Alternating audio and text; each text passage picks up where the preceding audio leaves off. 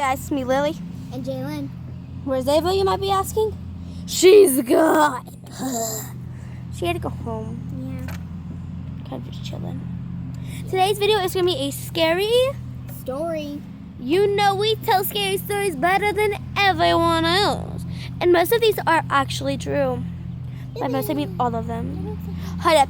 We need to take a little break. And look at that cat. Cat. Oh, do some yoga. Yep, okay. Okay, back to us. So, who wants to go first of the scary storytelling? I could tell you on mine in real life, okay? Okay. Whenever I was probably 3 or 4, I was at my Aunt Sherry's spending the night for Christmas, and then one day, my parents heard me playing with my blocks or something in this room where we sleep, where there's bunk beds, and there was something behind me, but there was nothing there, and my parents came over and saw me like floating, and it just threw me back, and they looked behind everything, but now my aunt left that place because it's haunted, and they took it down. My turn. This is a true story. You guys might be saying, this sounds really fake, but it's really true actually. So I was staying over with my friends, and she had this really scary doll. Kind of looked like Annabelle's doll, you know how scary that doll is? Yeah. And it's an abandoned place where now it's haunted by Annabelle and all that stuff. But you think that's fake? Look it up. So my friend had a doll like that, and she had this very fancy bed, and there was like bars up there that no one can reach. Well, we were watching Annabelle that night, which was kind of funny because she brought out her Annabelle doll, so it could make it like even more scarier. We put the doll in one chair, and there's 2 chairs next to it.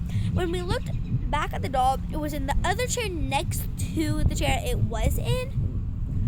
And so then we decided just to go to bed because it was probably nothing. We woke up to the doll on our feet, and we thought it was her dad, so we just moved the doll back to the chair. We went back to sleep, and then when we woke up, we saw the doll on the high bar parts that no one can reach. That's just scarier than mine. Yeah. I hate dolls. I watch too many doll movies and stuff. So we threw the doll in the dumpster, and when we went back to bed, we woke up to like a blood stain in the middle of her bed, not knowing who it was because none of us were bleeding. And when we were looking for the doll in the dumpster, the doll was nowhere in sight. It wasn't in the house. It wasn't outside. It was not in the dumpster that we put it. It wasn't in anything, chairs. It was not even anywhere around her house. It was really scary. And then we found the doll in a tree at her neighbor's. And we went inside her neighbor's house to check on her. And her neighbor was dead. What? With a knife on the floor that had the word carved into it, Annabelle. And my next one is, it's just a little bit short. It's just that I went to bed. I was at my old house whenever we weren't here yet, and I wasn't Lily's friend yet. And I was going to bed in my room since I was getting mad, and I went to bed. Something went inside me. I'm like, and I wake up and nothing's in me, and I start getting more mad, and I start getting rude. Like, for real, I'm not kidding. I even asked my parents. So yeah, there's that story. Okay, so this story was about this cat that I had. She was very nice, but it turned out to be a very evil cat. And I'm not like, it was not evil because of it was bad. It was like possessed evil. You say possessed? Mm-hmm. Oh, God. We used to live in this very haunted house that doors were open by itself, and it was very creepy, but we wouldn't know about it. And the person that we bought it off of did not tell us it was haunted at all. And so we found this. We didn't adopt the cat technically. We found this stray cat like under our house that we just got in mine. So we brought the cat inside, and the cat had beautiful like blue eyes. And so we heard like something in the attic of the house, and we all got scared. And so we ended up went to bed. When we woke up, the cat's eyes were not blue anymore. It was like crystal white, like you know how the cat has like white on it? Uh-huh. It was all white. Oh my god. And the cat was actually possessed.